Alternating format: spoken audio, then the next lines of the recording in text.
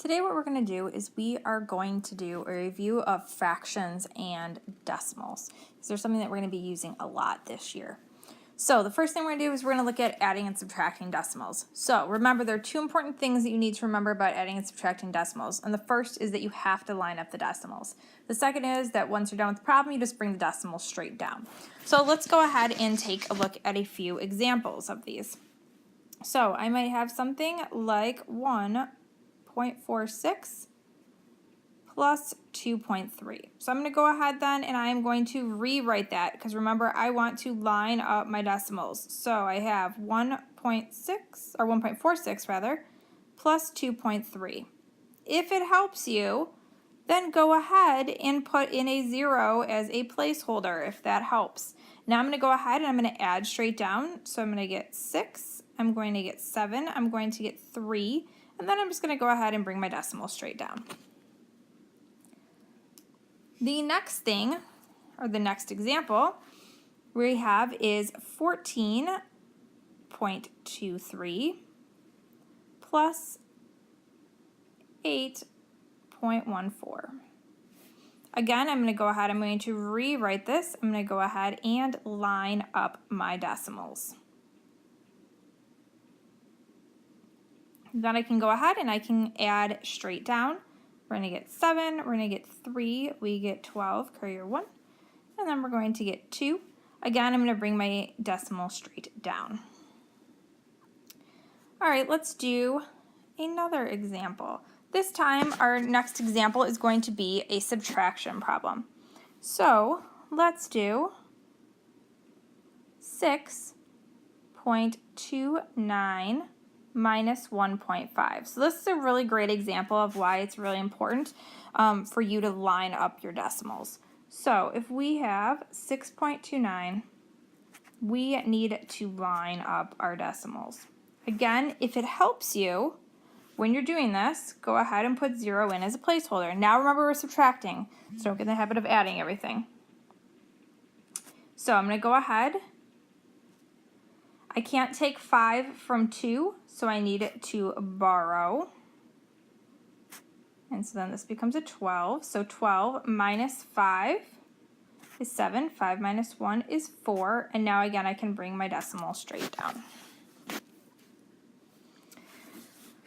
Now I'm going to go ahead and I'm going to do one last example. I'm going to squeeze it in down here. So we have 6 minus 2.1. So again, I want to line up my decimals. So I'm going to think of this as being 6.0 minus 2.1. Again, I need to borrow, so this is going to become a 5. This becomes a 10. So we're going to get 9. And then we're going to get 3. Again, I brought my decimal straight down. The next thing that we're going to do is we are going to multiply decimals. So remember, when you're multiplying, you don't have to line up the decimals. You simply just multiply, and then you count the places after the decimal and move the decimal that many times to the left. So let's go ahead. We're just going to do a couple examples here. So we could have 7.1 times 2.3. So I'm just going to go ahead, write this out. We're going to go ahead and we are going to multiply. So 3 times 1 is 3. 3 times 7 is 21. We're going to put 0 in as a placeholder. 2 times 1 is 2. 2 times 7 is 14. We're going to go ahead and we are going to add straight down. Let's make that look like a 2. So we're going to get 3, 3, 6, 1. So again, I want to count the number of places after the decimal. There's 2 places after the decimal, which means I need to move my decimal over 2 places. So it's going to be 16.33. Here's another one. So maybe I have 13 times 0.4. So again, I can go ahead and we can write this out. So we're going to have 13 times 0.4. I'm going to go ahead, I'm going to multiply. 4 times 3 is 12. 4 times 1 is 4, plus 1 is 5. I have don't need to really multiply it by all the zeros. If you want to, great, go ahead. I only have one place after the decimal, which means my decimal is going to go right there. When you're dividing decimals, one thing you need to remember is that you must divide by a whole number. So if you're not, then you're going to have to shift the decimal over. So let's do a few examples of this. So if I have something like 7 going into 15.4. So I'm dividing by a whole number, so that's fine. I don't need to do any shifting or anything. So 7 goes into 15 2 times, which would be 14. Again, make sure you're showing all your work. We're going to bring down this other 4. So 7 goes into 14, again, 2 times. I have nothing left over. So I am good. I can go ahead and I can just bring my decimal right up. Here's another one. So this time we're going to have 0.6 going into 1.35. Okay, we're going to go ahead and we need to have a whole number over here. So I'm going to shift this decimal over once. If I move that decimal over once, I need to move it over once here. So I'm just going to bring it up so I remember where it goes. Now I'm going to say 6 goes into 13 2 times. 6 times 2 is 12. We're going to say 6 goes into 15 2 times as well.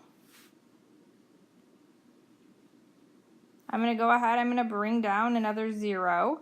So 6 goes into 35 times. If it's something that keeps going on and on and on, you can stop after 3 numbers after the decimal. You don't need to keep going forever and ever and ever. All right, let's do one last division example, and then we'll get into fractions. So I have 6.51 divided by 0.25. Again, we have to divide by a whole number. So I'm going to go ahead and move the decimal over twice. So I know my decimal is going to be here. I'm going to say 25 goes into 65. I'm going to say it goes in there twice. Think about them like quarters. So 25 times 2 is 50 cents. We can go ahead and we can subtract. So we're going to get 151. So 25 goes into, or 25 cents goes into $1.51 is a great way to think about it. Again, 6 times, which would be 150. Okay, so I'm going to bring down another 0. So 25 goes into 10 0 times. But 25 goes into 100. I'm adding another 0 here. 25 does go into 100. It goes in there 4 times. So make sure you don't just stop. Make sure you keep going if you can. But unless, again, like I said, unless it's something that goes on and on. Okay, the next thing we're going to get into is fractions. And so remember, when you are adding and subtracting fractions, you have to have a common denominator. Okay, so let's go ahead and do some examples. So if I have something like 1/3 plus 2/4,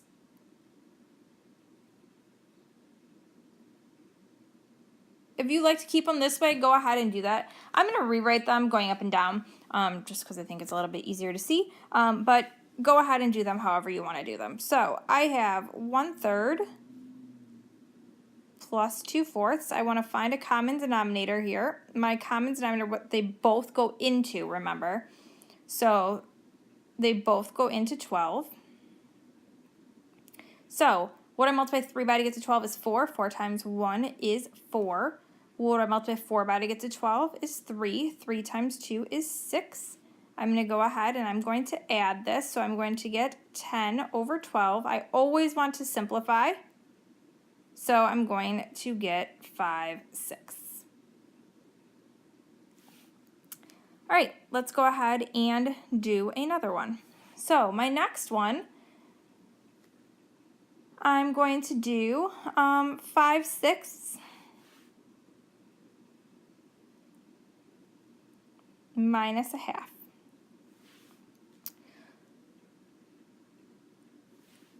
So we have 5/6 minus 1/2. Again, I need to find a common denominator. Again, be careful. Watch your signs, what you're dealing with. We're dealing with subtraction here. My common denominator is 6. I don't need to change the first fraction. The bottom fraction I do. So 2 times 3 is 6. 3 times 1 is 3. I'm going to go ahead and subtract. When I do that, I get 2/6, which I can reduce. I'm going to reduce it to 1/3. We can go ahead and we can add some mixed numbers. So if I do that, I'm going to have 1 2/3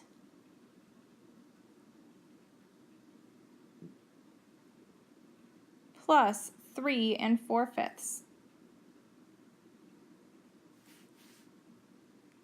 Does not want to connect today.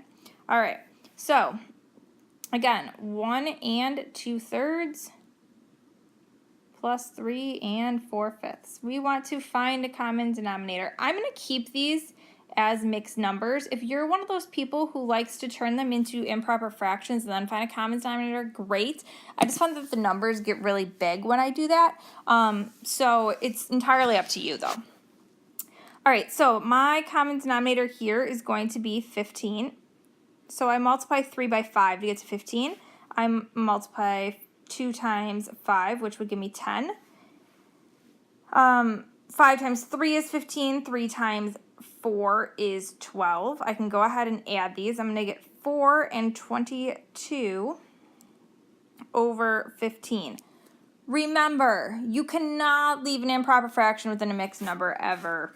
So I'm going to go ahead and I'm going to rewrite this. I have my whole number.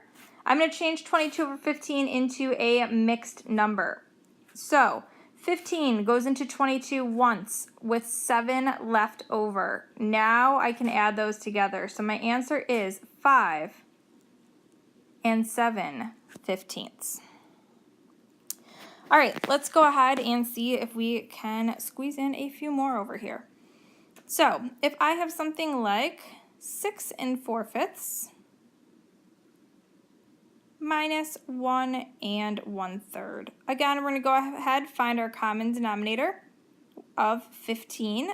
5 times 3 is 15, so 4 times 3 is 12. 3 times 5 is 15, so 5 times 1 is 5. We're going to go ahead. This one we can just go ahead and subtract. We are going to get 5 7/15, the same as our last answer. All right, these last two adding and subtracting ones, remember, sometimes you're going to have to borrow, so be very careful. So I'm going to have 4 1/3 minus 2 3/4. So we're going to go ahead. I don't know if this helps if I box these in or not. Okay, we're going to go ahead and we are going to find a common denominator. So we have 4 4/12. We're going to have 2 9/12. If you notice, I can't take 9 from 4, so I need to borrow. This is where you need to be careful. I'm borrowing here. This 4 becomes a 3. I'm borrowing a whole, whatever my denominator is. So basically, I'm borrowing a 12 over 12, if that helps you. So really what I have here is I have 3 16/12 minus 2 9/12. Now I'm able to subtract. So if I do that, I'm going to end up with 1 7/12. I'll put the next one on the next page just so that we have enough room for it. All right, our last adding and subtracting one is we have 5 minus 1 1/3. Again, be careful. The most common wrong answer I'll get is 4 1/3. It is not 4 1/3. You are borrowing. I'm going to borrow from here. This becomes a 4. Much like what we did before, we're borrowing a 3 over 3. So now we can go ahead and subtract. 3/3 minus 1/3 is 2/3. And then I'm going to get 3. So it's 3 2/3. All right, we're going to get into multiplying and dividing fractions to wrap this up. So remember with multiplying and dividing, you do not need a common denominator. You can cross cancel, which is not the same thing as cross multiplying, so you're not multiplying on the diagonal. So let's go ahead and take a look at a few examples of multiplying first. So we have 2/3 times 5/6. Again, you could multiply straight across and just reduce it at the end if that's what you want to do. That is perfectly fine. I like to make my numbers a little bit smaller. And I say, okay, 2 goes into 2 once and 2 goes into 6 3 times. Remember, you have to cancel out something in the numerator with something in the denominator. Can't cancel out something right next to each other. I'm going to go ahead and multiply across now. And so I'm going to get 5/9. That can't be reduced at all, so that is my answer. All right, here's another one. If I have something like 4/5 times 15/20, we're going to go ahead and then we are going to try to cross cancel, which I can do. I can say 4 goes into 4 once, 4 goes into 20 5 times. 5 goes into 5 once, 5 goes into 15 3 times. Again, I'm going to multiply across, and I'm going to end up with 3/5. Again, you could have just multiplied straight across and then reduced it at the end. That's fine too. All right, sometimes we're going to multiply some mixed numbers. Remember, in order to multiply a mixed number, you have to turn it into an improper fraction. So 5 times 1 is 5, plus 4 is 9. So we're going to get 9/5 times 6/1. I want to see if I can cancel anything out. I cannot. So I'm going to multiply across. I'm going to get 54/5. But I'm not done. I don't want to leave this as an improper fraction. So 5 goes into 54. 10 times, sorry. 10 times, which would be 50, with 4 left over. All right, let's do one last example of multiplying. So we have 2 1/3 times 4.5. So 3 times 2 is 6, plus 1 is 7. So we have 7/3. 2 times 4 is 8, plus 1 is 9/2. We're going to go ahead and we are going to see if we can cross cancel anything, and we absolutely can. We can cancel out 3 and 9. And then we're going to multiply straight across. So when we do that, 7 times 3, we are going to get 21. 1 times 2 is 2. So we say 2 goes into 21 10 times with 1 left over. So we have 10.5. So the last thing we're going to look at is dividing. And so remember, when we divide, we flip the guy and multiply. We flip the second fraction and we multiply the reciprocal. You cancel after you flip, so don't cancel and then flip. So let's take a look at a few examples. So if I have something like 7/9 divided by 1/3, we are going to flip the guy and multiply. So we have 7/9 times 3/1. Now I want to see if I can cancel anything out. I can.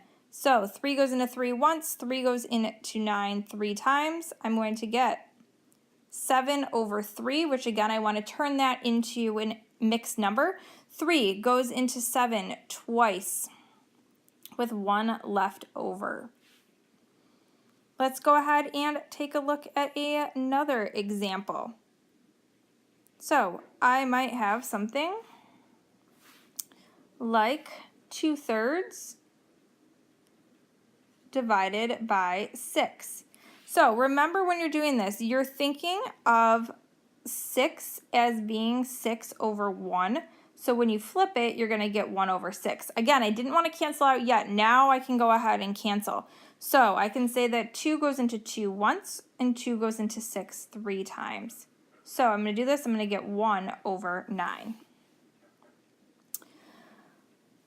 All right, here's our next example. We have 1 1/3 divided by 1/5. So again, I want to go ahead and turn my mixed number into an improper fraction. So to do that, 3 times 1 is 3, plus 1 is 4. So I have 4/3 divided by 1/5.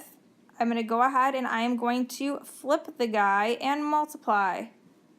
So if you notice, I cannot cancel anything out. I'm going to get 20 over 3. 3 goes into 26 times with 2 left over.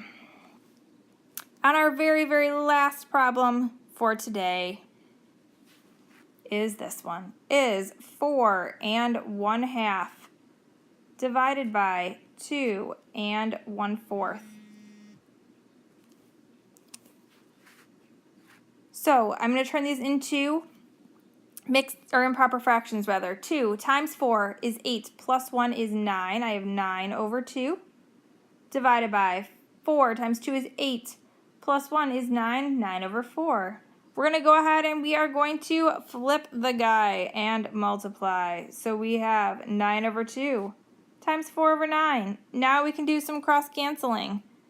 Our 9s cancel out, they both become 1s. 2 cancels out, becomes a 1. 4 cancels out, become a 2. You're going to get 2 over 1, which is 2.